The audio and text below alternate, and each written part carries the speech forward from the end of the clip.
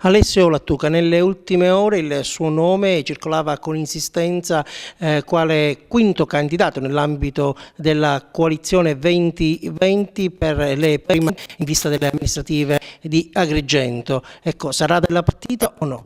No, no, perché ho già declinato l'invito, ho ringraziato il segretario del partito, il PD, che gentilmente mi ha fatto la proposta. Ho spiegato le ragioni per cui non mi sarà possibile, spero di essere comunque della partita e di dare un contributo per uno sviluppo di una piattaforma che è possibile realizzare nella nostra città. Perché non se l'è sentita di scendere in campo protagonista?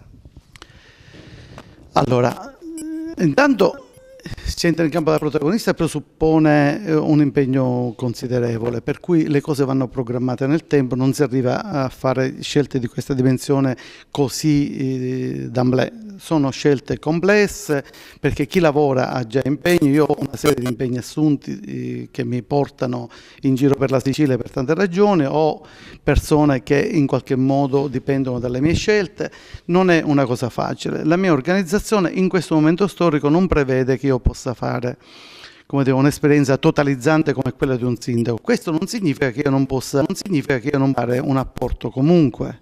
Magari Alessio Lattuca, assessore nella giunta che verrà fuori se dovesse vincere uno dei candidati della coalizione 2020. Guardi, capisco che lei va alla velocità della luce, però io non me la sento neanche di dire o assumere impegno, non sono nella testa degli altri e non sono in grado di sapere cosa passa nella testa, delle persone che gestiscono queste piattaforme, chiamiamole così. Ma neanche me la sento di dire che potrei assumere un impegno di quel tipo. Io dico che si può fare politica anche con la partecipazione attiva, con la democrazia partecipata, con la proposta, mettendo in campo persone. Noi per esempio abbiamo già costituito una piattaforma che si chiama A proposito di Agrigento, all'interno della quale ci sono tutta una serie di programmi, delle cose che si possono fare nella nostra città. Ma ad Agrigento secondo lei il PD non rischia di essere sotto scacco del centrodestra? Il PD ha alleati come il Patto per il Territorio, che significa Forza Italia, che ha Cimino, ex Grande Sud, ex Forza Italia.